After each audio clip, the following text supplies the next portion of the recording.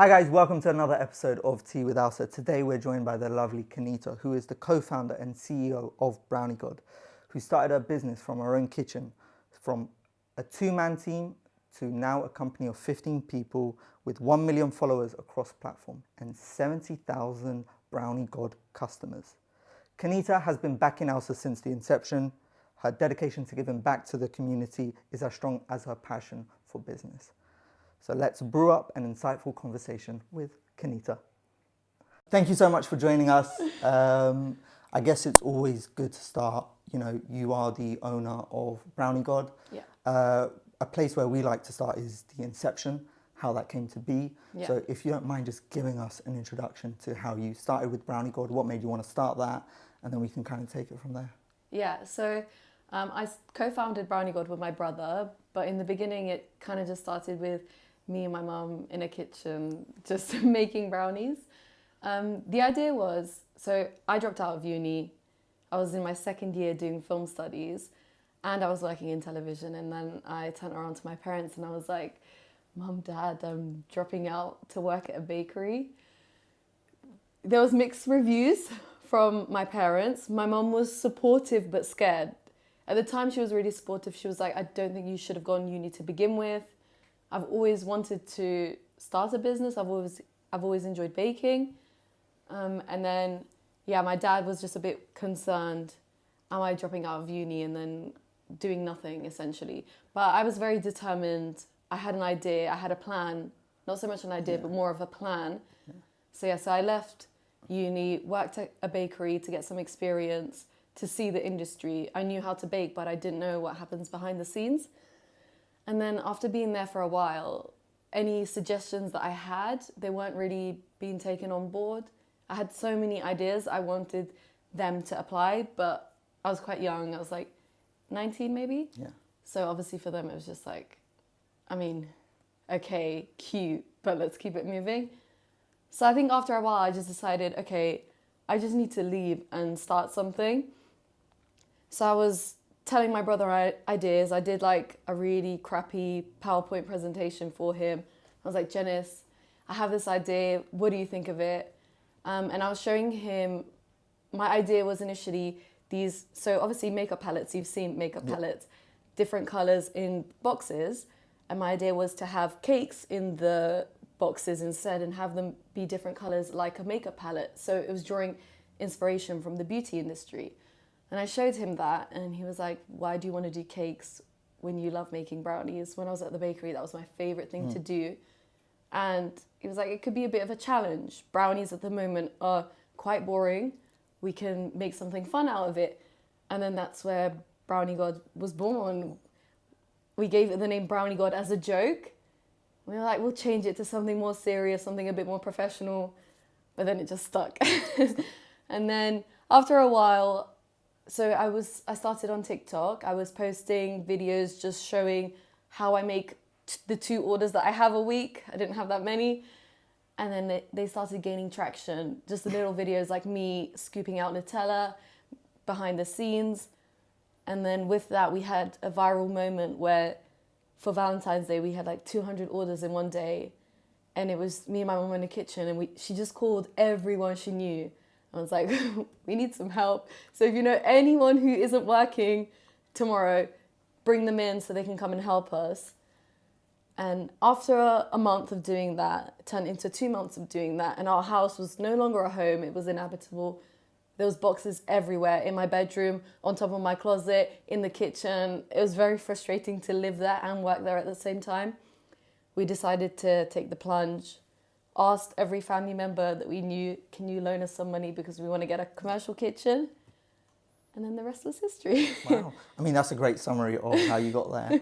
You mentioned something really interesting, which, I've heard quite a few people from our previous talks mention, is you went to uni and then you decided to drop out. Yeah. Where did you get that confidence to feel like this is not the right path for me? Because a lot of students as well, they're probably on that same journey where they're unsure of that path. How did you find that confidence? Or was it just like a blind shot?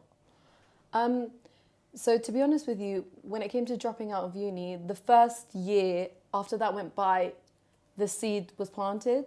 I started thinking, I had like a really early midlife crisis. I was like, I'm at uni, but is my course going towards my career? What do I want to do? So I was also doing a YouTube channel at the time, which was food related, of course. And then when I was doing the YouTube channel, I realized that although I was doing uni, I still had this passionate thing that I wanted to do. And uni wasn't necessarily fueling that. It felt like it was taking away from that. I was doing film studies. It was a lot of theory, which personally for me wasn't what I was after. Yeah. And then when it got to the practical work, I realized I actually know, no offense to them, but I know more than I'm learning. Just because when I had to set up my YouTube channel, I had to learn how to film, how to edit, to do photography. And these were all things that I literally learned through YouTube because I wanted to learn them. So I realized if there's any knowledge that I need to learn, I personally thought that I can learn anything. And I still do to this day. I don't think that any knowledge is above me learning. So I'm also a person that when I want to make a really big life decision, it's the first thing I ask myself in the morning. So I did that for about 3 months. I just woke up and I was like, Kanita, do you want to leave uni? Yes, yes, yes, yes, yes, yes, yes. So then it was just like having the talk with my parents. And my parents, obviously, Kosovan parents, very academic. I've always been yelled at my whole life. Learn, learn, learn, study, study, study, study. You need school, you need this and that. So, and my mom was a maths teacher before, came from a family of professors, so that didn't help. Every day after school, it was let's do 2 hours of maths after school because that's fun. So I was a bit worried at how they would receive the news. But like I said, my mom was supportive but scared. She was really worried and she didn't believe, when I told her the idea for Brownie God, she didn't believe in Brownie God at all. She was like, I'm sorry, but I don't believe in it, but I believe in you. So, we'll give it a chance. And my dad was really concerned. And I just said to him, Dad, I'm not quitting uni entirely. I'll tell them that I'll come back in a year. And just give me a year to prove to you that I'm not leaving for nonsense and that I'm trying to do something. And if it doesn't work out, then I'll just enroll. I had no plan of doing that, but I just wanted to assure him that if it doesn't work out, I'll go back. That's really good. A thing that you mentioned, which was interesting, is that you need that practicality to learn something, which is what you got from doing the YouTube and going directly to the bakery. And a lot of the times, university and education is very theoretical. Yeah. I think what's interesting and kind of what I want to know is how would you advise a student who is kind of probably going through that same thing, where they're learning something theory? Would you tell them that actually go get some practical experience first to see if this is something you can learn, and that can help you,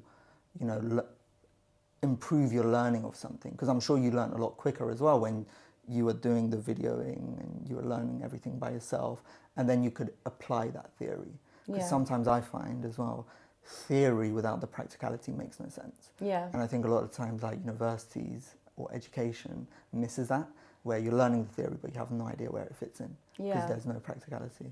Yeah, I think it just really depends on what the person wants, essentially. Yeah. Uni gives you credibility, let's be honest. When you've got that diploma, it looks and sounds good. So sometimes even when you apply to different places of work, they may ask for that depending on the field. Film, I don't really regard that as a place where they're going to ask you for a diploma. I think vice versa. They want to see someone who's worked in the field, who's learned something along the way, who has natural ideas and wasn't kind of put into a box, dare I say. But I know that it applies for many different industries, like computer science. If you want to become a programmer, you don't necessarily need to go to university, but you just need to know, what is my end goal? Or even if you don't know your end goal, what am I trying to achieve? Am I trying to land a job at this big firm that is going to need university? Then go to it. We're not above university, but just you got to choose when it works for you. Yeah. If you're doing law or medicine, then forget about it. You need to go to university. Yeah. There's no other way to do it. So I guess we just have to think about, like, I thought that I was going to uni to figure out what I wanted to do. But I realized when I got there, I know what I want to do and this isn't helping me fuel it. That's a really good point, where a lot of people probably go to university and then hope that they can figure out what they want to do afterwards, which is why they probably feel lost. Whereas actually the best thing to tell someone young is what is your end goal, and does going down this path achieve that? If not, what is the other path? Yeah. Which is, yeah, I think that's like solid advice. One thing I want to talk about is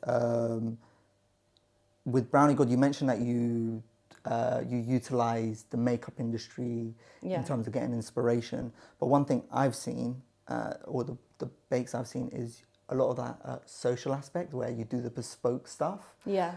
Have you found that doing stuff like that has set you apart from competition? Definitely. So I think when we started Brownie God, it looks very different to how it started. Let's begin there. It was always trying to find a new way of presenting brownies. Cakes, they're always so glamorous and decorative. How could we apply that to brownies? And how could we apply that to something that needs to be delivered through like your normal mail services? So it was definitely a challenge to distinguish ourselves and to separate ourselves from the market. But as soon as we came to this custom product, I think that's when we found our sweet spot, and we were like, okay, this is a really good product, and it's a very unique one. We were one of the first in the industry to do it. So I think when we found that, we then just ran with it. We had, obviously customers helped us through this journey. So we started out, it was, how could I say happy birthday with a box of brownies? Yeah. And that's when I came across chocolate molds and working with chocolate, and I had to learn essentially how to become a chocolatier in the making of it. And then we started with happy birthday, and then people were requesting, hey, can I put good luck? Can I put love you? And then from there, that started, and then from there it was, okay, now there's different events. There's Eid, there's Ramadan, there's Easter. How can we cater to those events? So it just started from something quite simple, and through a lot of feedback and speaking to our customers and hearing what people like, it developed into essentially being our main product. Yeah. And essentially what Brownie God is known for. Yeah. How did you develop that feedback loop? Because obviously when you start something, feedback loop is probably one of the most important things to determine which path your business takes. So how did you find, okay, this is the best way for us to get feedback? Was it a case of, you're putting out, 10 examples, and then whoever, if option 2 is the most bought, then we make more of this? Or was it more of other tricks or stuff that you did? How did you go about that? It's interesting with feedback, because it's great to get feedback, but it's not always great to listen to every piece of feedback. Right, Otherwise, your business could be spread very thin. Yeah. And we found that out very early on. So in the early stages of our business, we offered 5 different colored letters options with endless options for sprinkles. Yeah. And it felt like Brownie God didn't have a look to it, which personally we wanted. And I know that a lot of brands have a look. When you see their product, you're like, oh yeah, that is a so-and-so. So we wanted that for ourselves as well. And it was also very hard to manage on the ordering side. It was have 5 times inventory of everything and then see every little detail. So I'm sure that maybe customers wanted a lot of variety, but I think at points as a founder, you have to decide, maybe to strip it back a bit, and maybe people won't respond so well to it in the beginning, but then see how it goes. We made that decision. When we posted it on TikTok, people were angry about it, and rightfully Really? so. Yeah, they were angry about it. Why were they angry? Was it just that you took away their favorite sprinkles? No, it was more, it was actually even people that weren't customers. It was more, this is a custom product, but it's not as customizable anymore. That's how they saw it, even though I still think our brownies are extremely customizable. But we didn't get that feedback from our customers. So I think you also have to think about when we'd get feedback, it was more from our comment sections, and that's what we went off. But then you have to just be selective and maybe speak to your diehards, the people that stick with you from the beginning to the end. What are they saying? How do they feel about something? And if it's a decision that you want to make that maybe people aren't so happy about, is it something that will make them not want to buy your product anymore? Or is it just something that they're like, oh, I'm upset, but they'll get over in a day? So there are difficult questions and answers, and you don't know what the right thing to do is, and I don't. But you figure it out, and you hear people, and you get to a point where maybe you're like, okay, do you know what? I was wrong, and we'll keep it moving. And I think with our social media, we try to do that. people give us feedback and we're like, all right, I get you. Like there was a point where when we'd package our brownies, so we'd decorate them in box and we just put the sprinkles on the top and people would receive them and the box would just have sprinkles pour out. And from feedback, people were like, when I get them, like my carpet is a mess. Yeah. So it's like, okay, guys, yes, you're right. That was a mistake on our end. Let's fix it. So we've made plenty of mistakes. And, you know, I often say to people, it's not about the mistakes you're making. It's about what you're doing to rectify those mistakes and how you're trying to please your customers. At the end of the day, they're humans as well. And most of the time they'll understand. If it's nothing so big, they'll understand and they'll listen to you. And if you can rectify it for them and make them happy in the end, then they'll forget the problem that was there in the first place. Yeah. So it's just, I guess, being transparent with your customers, speaking to them and really valuing their opinion. Yeah. I mean, I guess that streamlined feedback approach is detrimental to any business. If you look at even the likes of Apple compared to other products where they have endless amounts of options, then you get that decision paralysis because you don't know what to choose. Yeah. So sometimes it's, if you know your customers best, it's best to just tell them this is what you're going to like and be the thought leader in that and provide that for them. Taking things just back to the beginning a little bit, to when you started, you know, I think it's always interesting to remind people how, I think when people think about businesses, they think like, oh my God, you need like £10,000 in the bank, you need mum and dad to assist you with like money and a trust fund. So I really want to know about what that beginning looked like, how it was just you and your brother and your mum helping, and then how you grew that into the team, and what you took to create that culture along the line. So I was in a privileged position where I lived with my parents. So luckily I didn't have to pay rent, electricity, or any of the above. So that's a good place to start. Then when I quit my job, obviously I had no income. My brother, who was working at the time, was essentially funding Browniegod for us whilst also funding me. But I didn't really have a life then, so there was not too much to fund, thankfully. And then when we made the decision to move into a commercial kitchen, it was just taking loans. And it was a bit risky, I'm going to be honest with you. My parents were stressed out at the idea of us taking out quite a lot of money from people that we knew to fund this move, but we believed in it a lot. And I think with business, you in the beginning, you literally just pay for the bare necessities. You can't go buying the biggest machines. What can make do, that's what we worked with. And I think that's how every business should start. You shouldn't anticipate, hey, I might need this. Do it and find out, okay, yes, now I need this. Don't decide beforehand because you're going to waste money that way as well. So I think the things that we had to buy was essentially the packaging. We had to buy ingredients, and then eventually we had to pay wages. So anything beyond that, we didn't buy, to be honest. We started off very simply, and then as we grew, then the product became even more luxurious and it transformed. But we didn't, I mean, I guess we did live beyond our means because obviously we couldn't really afford the business.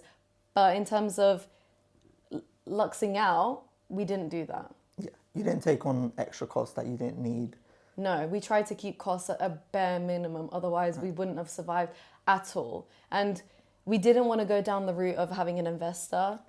I've always been big with owning and being full creative control of it because I'm quite an opinionated person and I don't really respond to people saying, no, you can't do that. So I think me and my brother work well because we have very different points of expertise. So we bounce off each other and we don't really get involved in the other person's business because you're good at this and I'm good at that.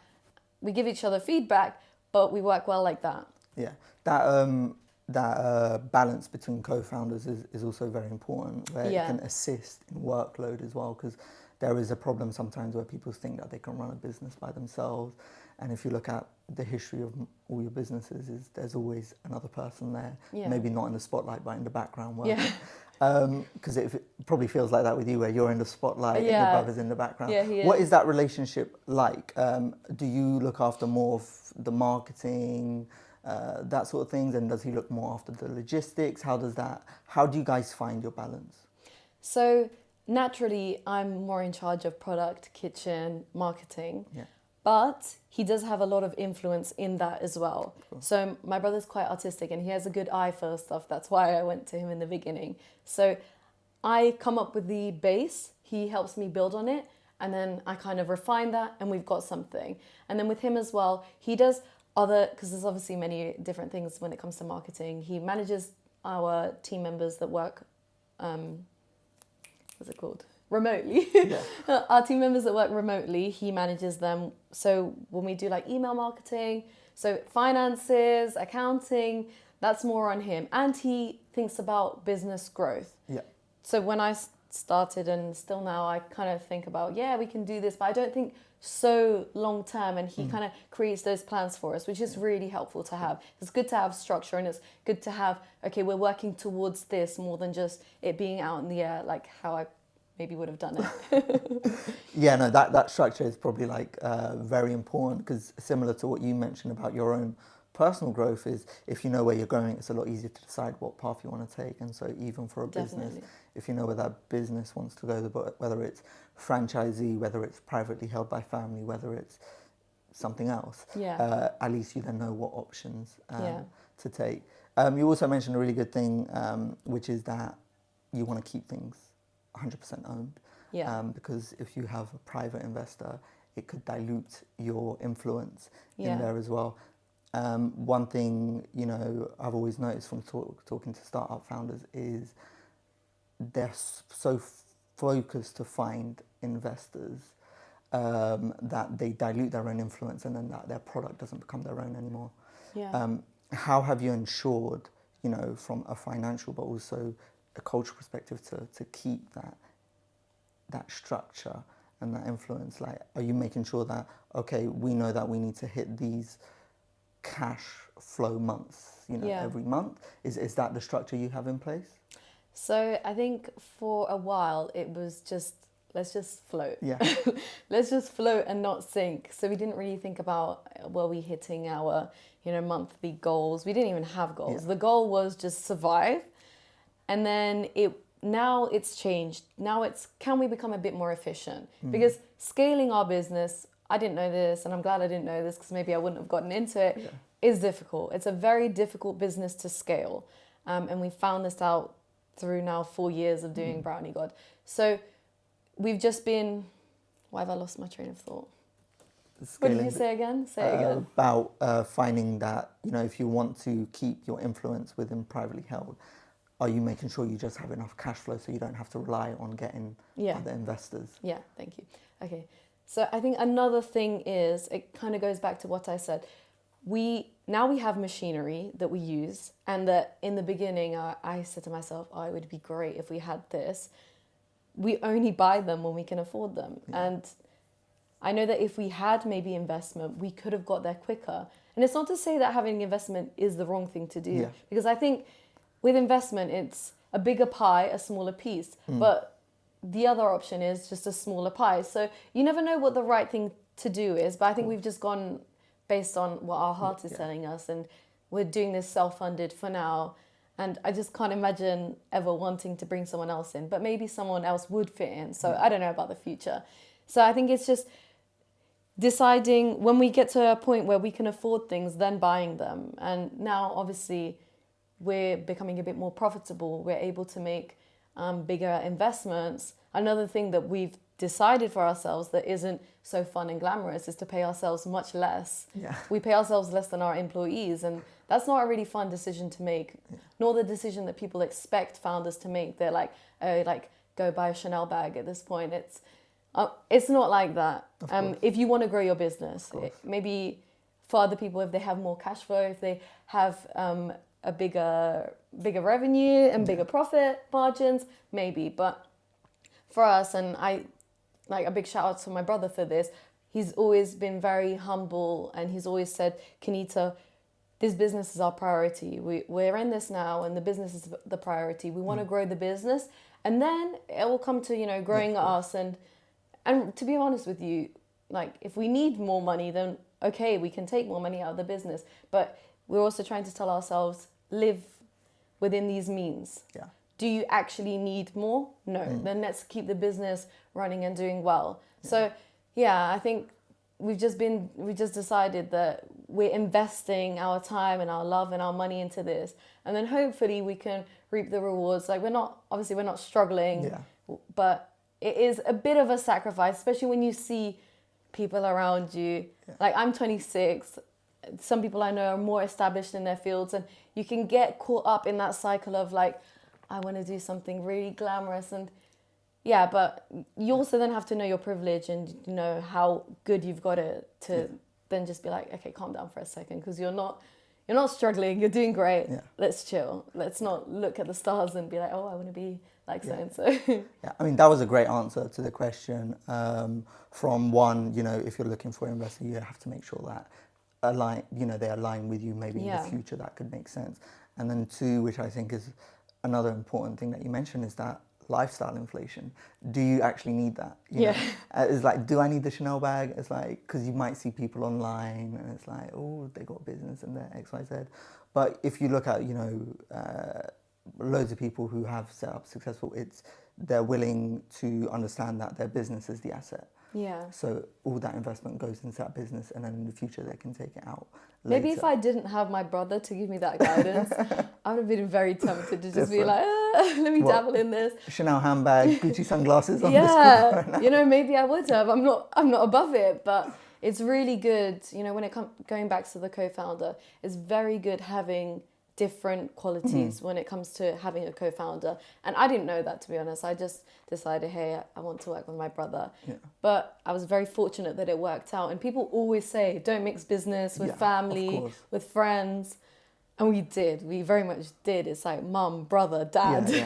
Everyone worked for Brownie God.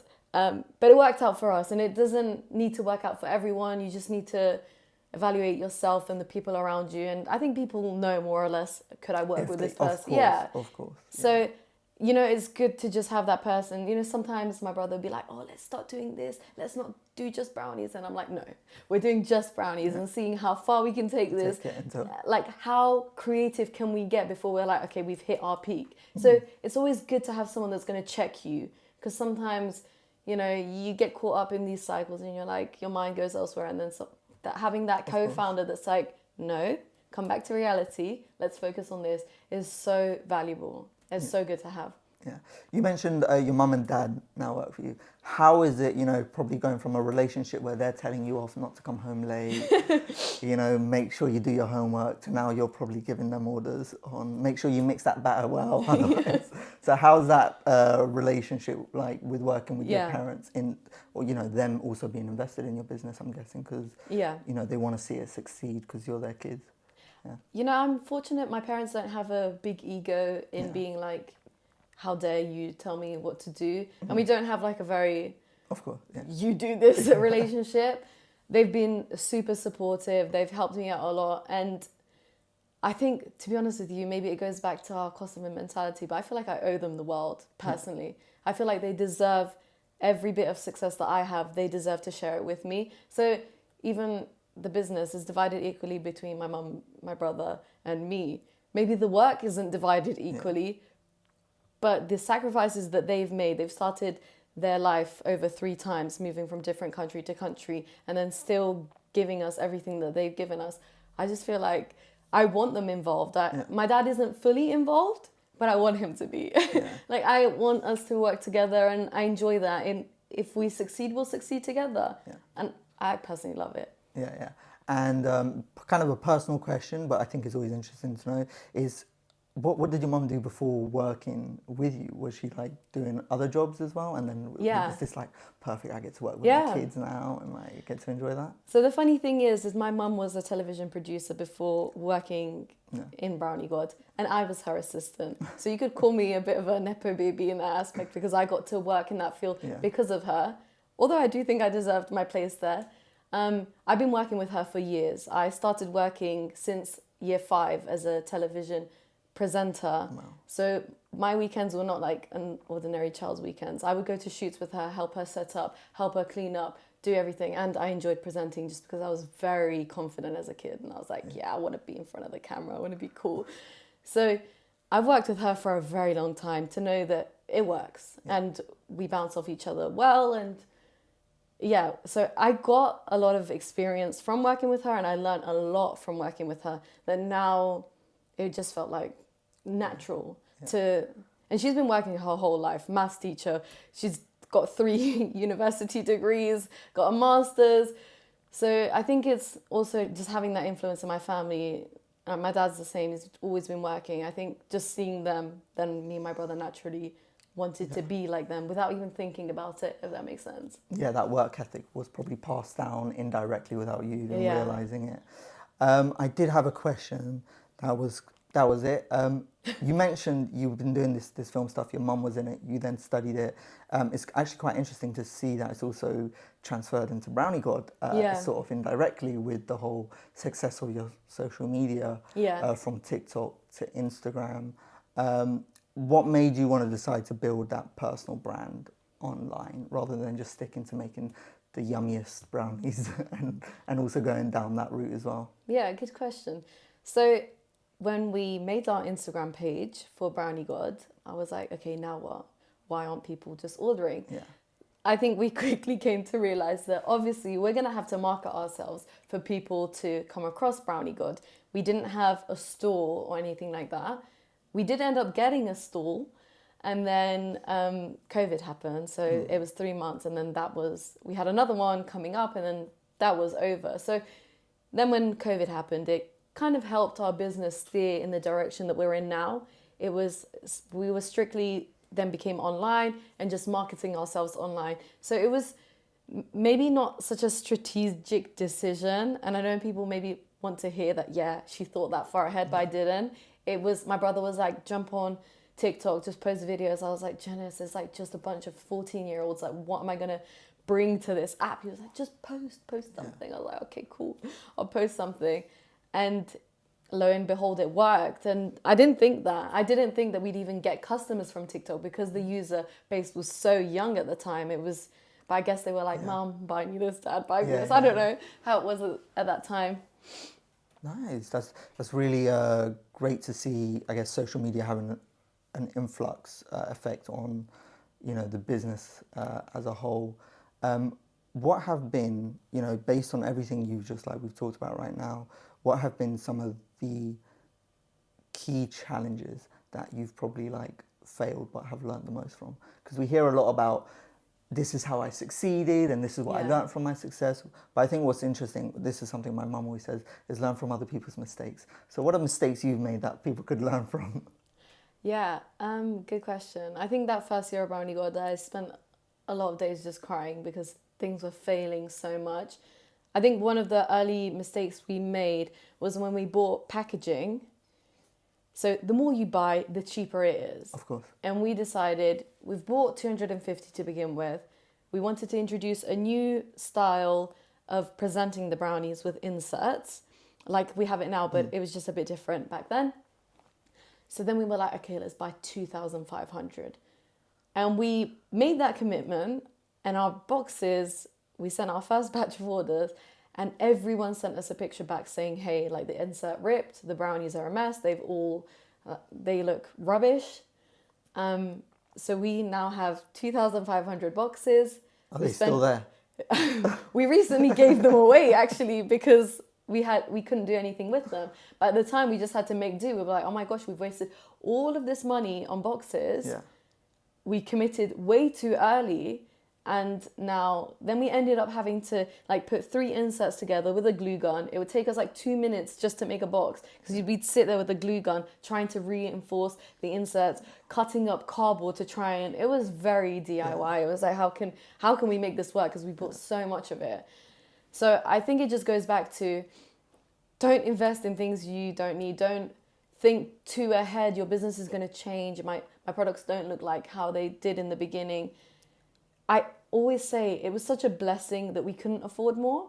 Mm-hmm. I don't know how it would have been if we could have, because we've grown and we've been able to see, okay, you know what, this is missing. Let's then bring this in to add more. But if you sat me down at the beginning and asked me, Kanita, you have £1 million, invest it how you want to, I probably would invest in all of the wrong things. Yeah. So, people get frustrated, I didn't start with a lot of money. I feel like it's sometimes a really, way, it's such a blessing in disguise because you aren't going to buy all this crap that you do not need. And you're going to spend your money very wisely, and you're going to think about, okay, how can I really get the most out of this little thing that I have? And that's where innovation comes in. Yeah, definitely. I mean, that's a great point where you can even notice it on a personal level, where someone who has worked for their wealth, they're able to manage it a lot better because they've had to from £1 to £2, whereas someone who might have maybe just won the lottery or inherited, all of a sudden it's gone. Yeah. You know, and it's the same thing also applies to business because it's personal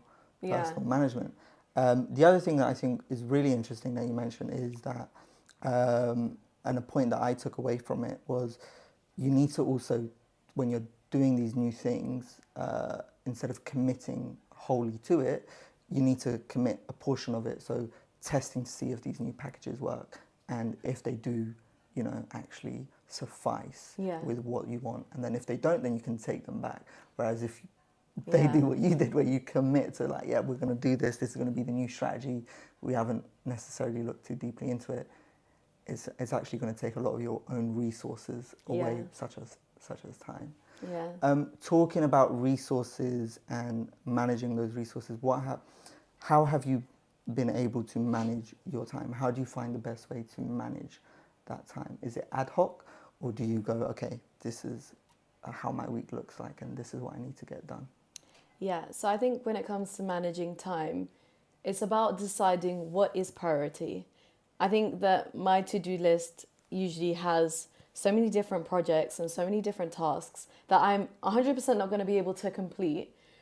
It's like, how long can I go with ignoring a task and just doing the really important thing and then eventually getting back to this? And I know that's obviously not such a great way to work, but it's been my reality and it's been our reality where our priority has been product improving and fixing all the problems that we've had throughout the years. So it's like, things are priority, and how can I get by just doing the priority things? And then something down here will be so neglected that then it becomes priority. So I think we just have, like, we use Notion a lot. It's like a huge database of tasks that some of them 2 years later, then you'll be like, okay, now I can revisit this task. And you have this backlog of tasks, and we're always just acting on priority. And I don't even think to this day that we've really been able to get to that point where we're just like, okay, let's decide what we're doing. It's like, no, this is so urgent. We need to do this now, and we need to give up everything for it. Obviously, because I run the socials for Browniegod, I have to make that my priority as well as the other stuff. So I do have to split my time, but I wish I was more organized than I am. And I do the content and I'm editing or I'm fixing something or I'm speaking to my editor up until the last minute. I'm like, okay, now this needs to get out because I haven't posted in a while. So it's definitely hard to juggle tasks. But those things get easier. In the beginning, there was no way that I could go on a holiday and leave Browniegod because it was solely reliant on me. Yeah. My brother didn't know how to bake. He knew the other stuff. My mom didn't know the social media side. Yeah. It was reliant on me and I couldn't leave. But with time, obviously things get a bit easier in that I have now a team of 15 people that I can now delegate to. And delegation is such a blessing just to be able to be at this point where I can now say, okay, you guys, this is what you're doing in the kitchen. This is what you're doing. So then other tasks I can focus on. But I think we've always just gone, okay, let's just tackle this priority. And then, okay, well, now we have a new person we can hand this to. Yeah. And now we have another person we can hand this to. Yeah. So it's definitely gotten easier.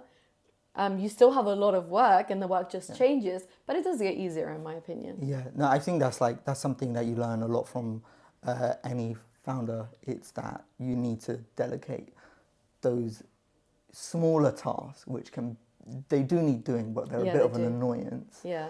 And then you can focus on the bigger tasks. Like you said, your work does not change. You're still working the same hours. You're still doing the hard work, but you are managing that time by delegating it. And I think sometimes some founders, they're very like, I don't want to delegate. But that was me. Yeah. That was me. I literally had to have my mom yell at me. Yeah. Because even when we hired people in my house, someone would be doing something. I'd be like, no, give that to me. You're not doing it right. So she just literally had to sit with me. You cannot do everything. So you need to take a step back. learn how to train people better. I wasn't good at training people. I was just like, you're not doing that well, give it to me, I'll do it. So learn how to delegate. And to this day, she's always like to me, dude, learn how to delegate, learn how to delegate. It's hard because it's so precious in your eyes. Your business is like your baby. It's like giving your baby out to 100 people and you're like, I don't want to do that. So I had to really tell myself, chill. You can't micromanage everything as much as I want to. Like, stop, take a deep breath, delegate.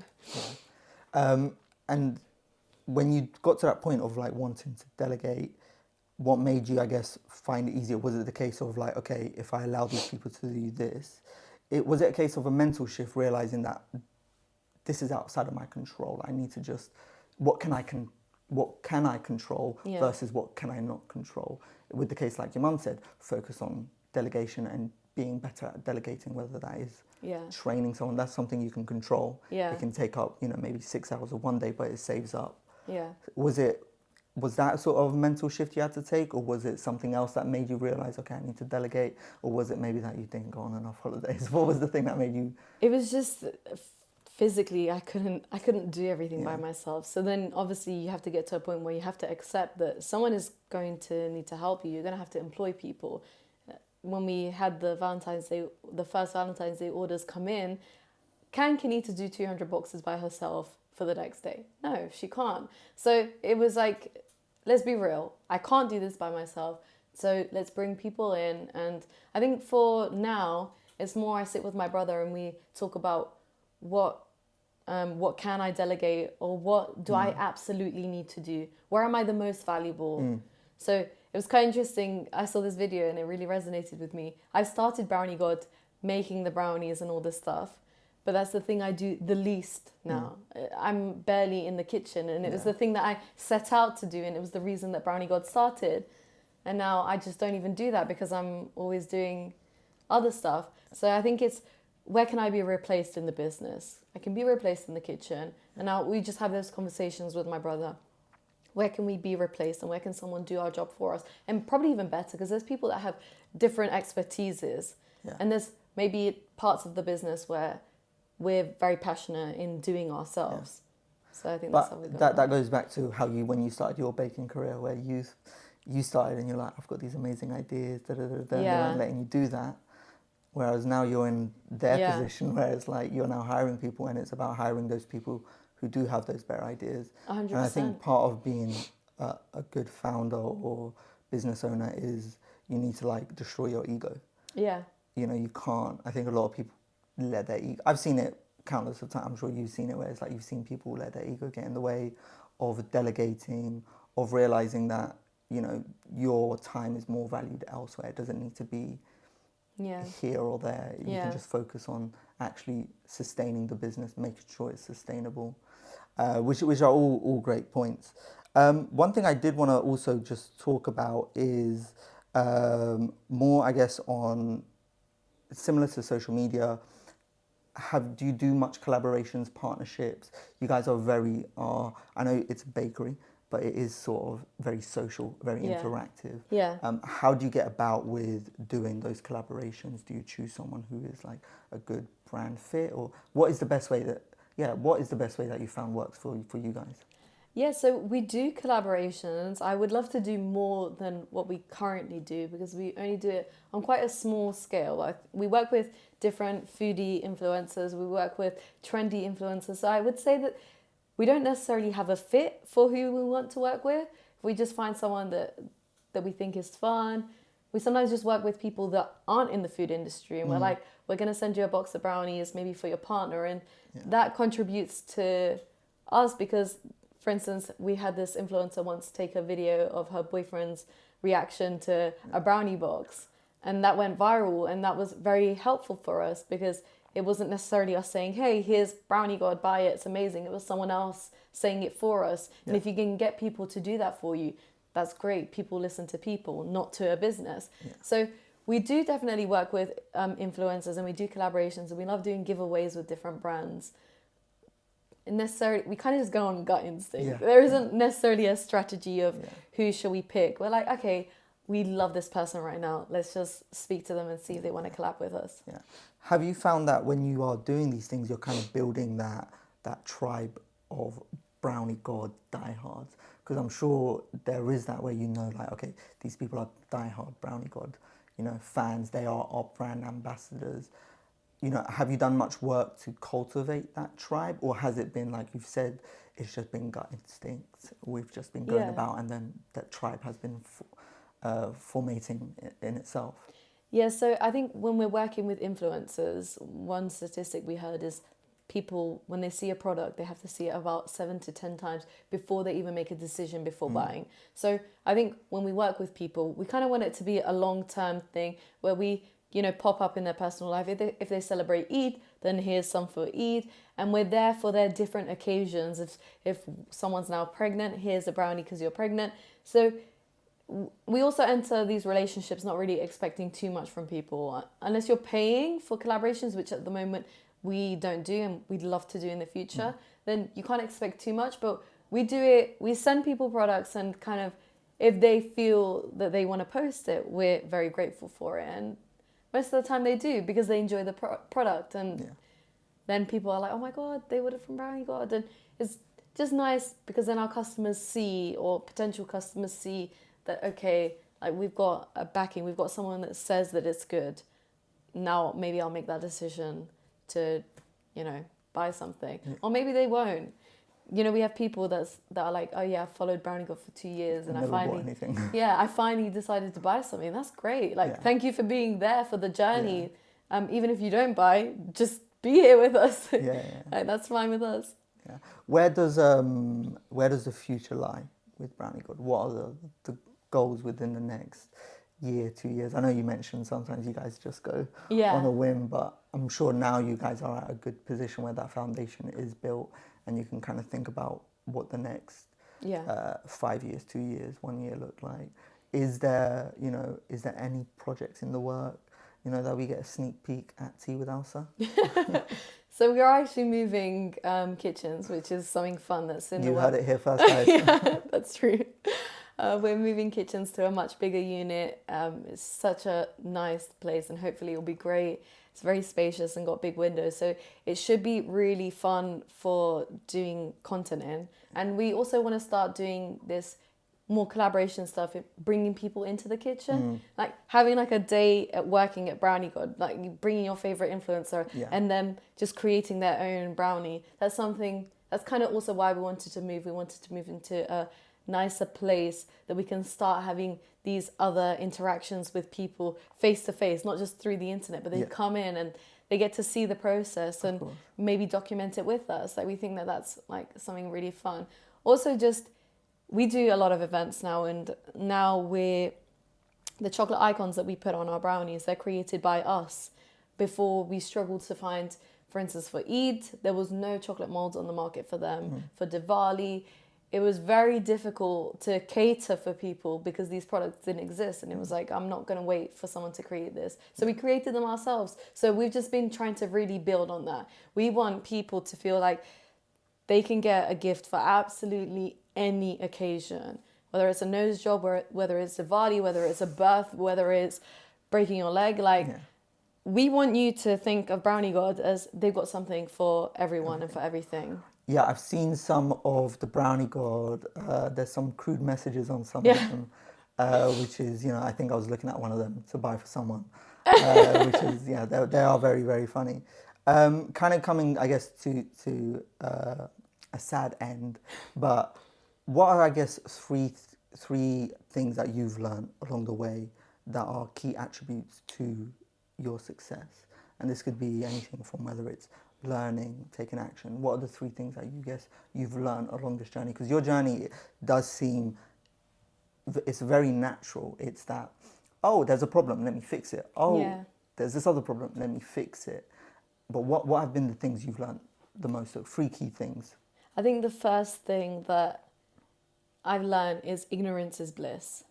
You know, people, sometimes when I hear they want to start a business, they're like, they go and do all of the reading, the learning. I'm going to read 5 different books about starting up a business. And then when they get to it, they're like, oh no, I'm not doing this. Like, it holds them back. Ignorance is bliss. Just put yourself in it. You're going to learn. You're going to, if you want to, you're going to do everything that you need to do. Just put yourself into it and be naive. It's great. It's perfect. Because if I knew the work that was entailed, or if I knew all the problems that I would have, maybe I wouldn't have done Brownie God. You know, maybe I would have been too afraid to. So I think that's one thing I've learned. Another thing is you just have to be confident in yourself. People might not believe your ideas, and that's fine. You don't need everyone to believe your ideas, and you don't need to hate people that don't believe your ideas. That's okay. People can love you for different things. It doesn't have to be for your business. Just be confident in yourself. Be confident in your abilities. I'm super confident that I can learn anything. And that's helped me a lot, because I don't think, oh my gosh, I can't do this. I think, why? Why can't I do this? Let's sit down and let's look at how we can do this. There's so many resources out there. Google is free. So use it. Literally use YouTube, use Instagram, DM people as well. So I think having just that confidence to be like to someone, hey, I saw that you do this. Maybe someone won't reply to you. Maybe someone will. I've asked plenty of people, I messaged them, hey, I saw that you bought this machine. What do you think of it? And I'll send you a box of brownies if you can just chat with me for 5 minutes. You know, if you can give them some value as well, exchange value, that's great. And what's the third thing that I've learned? I think just to be patient.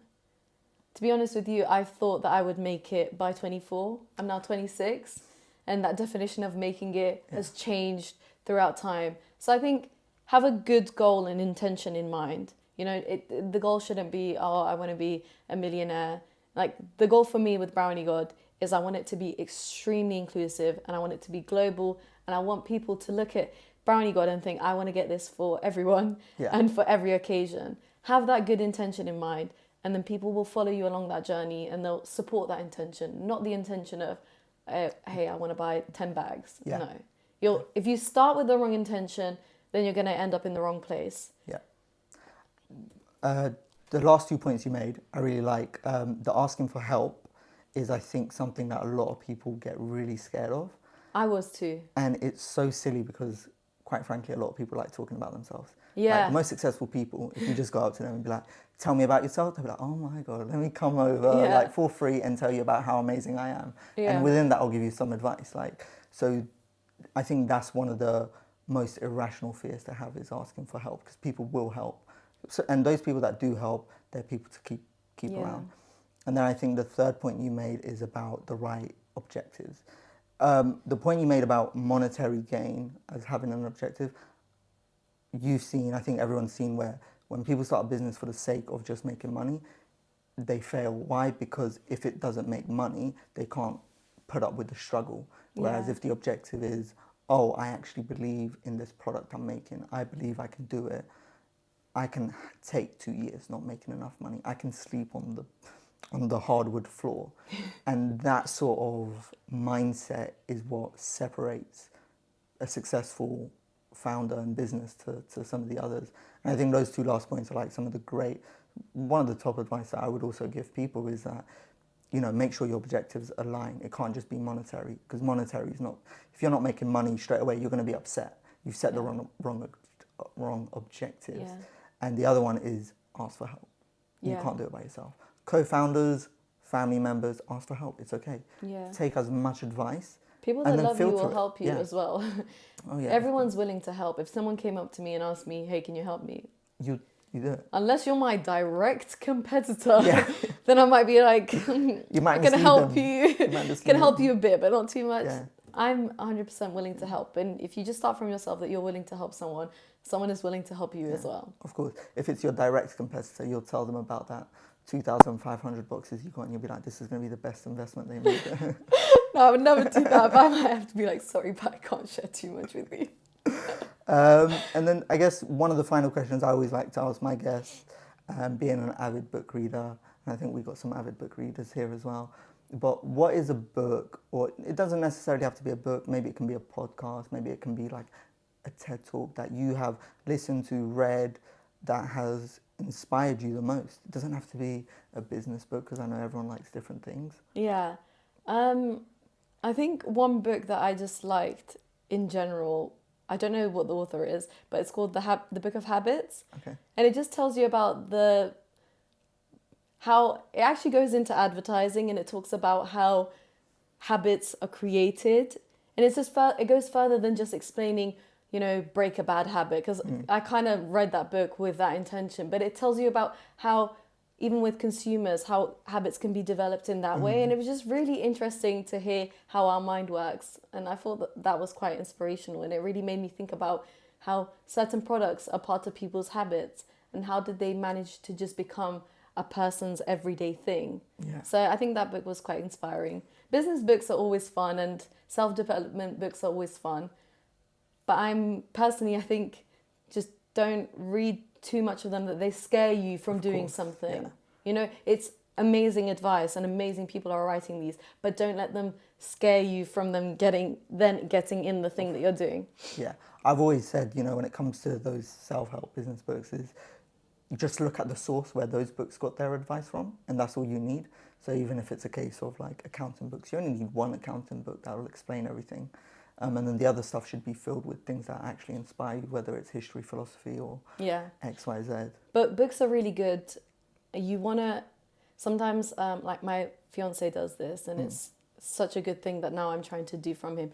He reads like he does programming, so he'll read a really old book that will tell you about the fundamentals of a subject. And like in the beginning, I was like, why are you reading that? Like, it's not relevant. Yeah, just read the newer one. Yeah, but everything comes from a source. Of course, yeah. And everything is built on a source. So do read about the sources of things and why things are the way they are. Because it might answer so many questions that you have on the way up. Absolutely. Or you've come across something in a different book and you're like, damn, everything comes from the source. Yeah. So it is really good to not think, okay, we're in a modern world, let's forget about all the history. It's really valuable because that's what started what we're experiencing now. So do go to those sources and find them out and learn them. Definitely. Naval Ravikant, who is self-made millionaire, talks about this exact same thing, where he says, as you get older, your time becomes more precious. You can't just be reading 1,000 books a day, or a year. So just find the source of the books and read those, because if everyone is taking source from that one book, then it's a good book. So just read that. You don't need to read that's the a good other way two to go books. about it, yeah. And then that way you save yourself time as well. Which is I think that's a great way to go about it. I guess we're coming to the end now. Give everyone a little shout out. Tell them where they can find you. Tell them if they have any sales going on in the future. I'm pretty sure it's Mother's Day today. So just shout yourself out to our audiences. Hey guys, you can find us on Brownie God on every platform, on Snapchat, on Instagram, on YouTube, on Facebook, everywhere.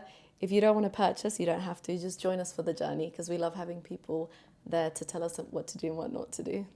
That's all I have to say. Thank you so much. And you said, all of ALSA members get 50% off. If I'm right. They get free brownies at their events, so go to ALSA events. There we go, free brownies at the events. Kanita, thank you so much for joining us. Thank you for having me. It was really insightful. Thank you guys.